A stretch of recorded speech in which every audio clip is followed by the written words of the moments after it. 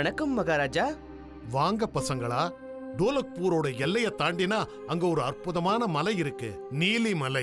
நீங்க எல்லாரும் அங்க கொஞ்ச நாள் போய் சுத்திட்டு வரணும்னு நான் விரும்புறேன். அதுக்காக டென்ட்டும் ட்ரெக்கிங்காக எல்லா பொருட்களையும் நான் தரேன். இதை என்னுடைய சின்ன அன்பளிப்பா ஏத்துக்கணும். இந்த கேம்புக்கு நீங்க போயிட்டு வந்தீங்கன்னா ரொம்ப சந்தோஷப்படுவீங்க.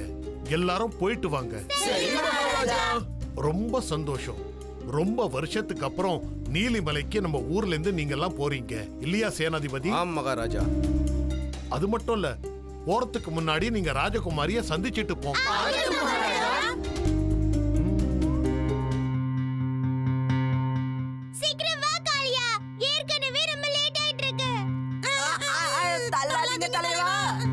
என்னால ஒன்னும் லேட் ஆகல. லேட் ஆனதுக்கு காரணம் இந்த பீம் தான்.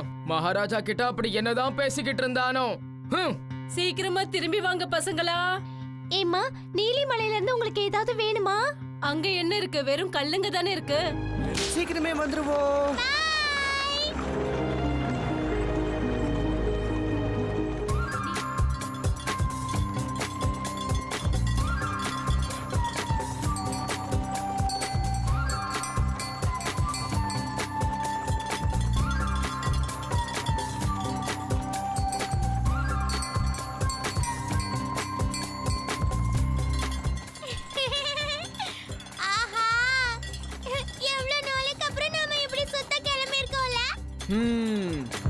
ஒரு பழைய மலை மேல இப்ப நாம ஏற போறோம்.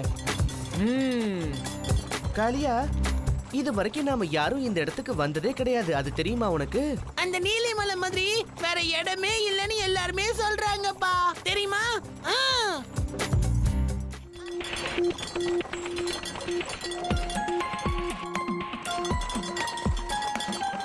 இதுதான் நீலிமலை.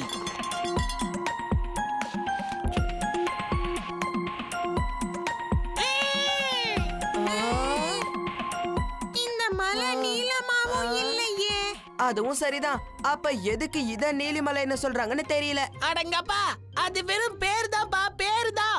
புரியுதா? நான் என்ன கேள்விப்பட்டேனா, பாதாளபுரத்துல தோத்து போன அந்த வீரர்கள் இப்பவும் இந்த மலையில இருக்காங்களாம்.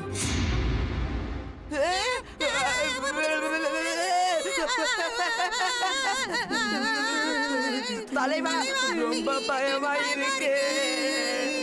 டோலக்பூர பழி வாங்குறதுக்காக காத்துக்கிட்டு இருக்காங்க. போதும் காளியா, எதுக்கு இப்ப உங்களை தேவையில்லாம பயமுறுத்துற? இதெல்லாம் வெறும் கதைகள்ல தான் வரும்.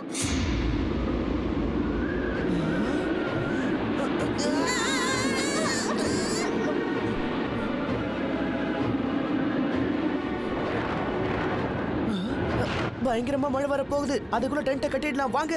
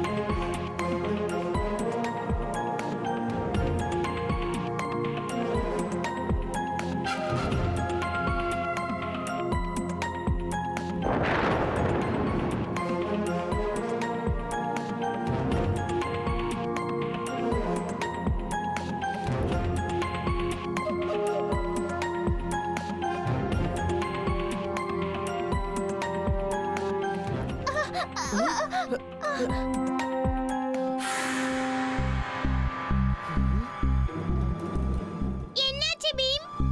அங்க என்னவோ இருக்கு போல இருக்கு. பீமே, அது வெறும் காத்து தான்பா, காத்து காத்து.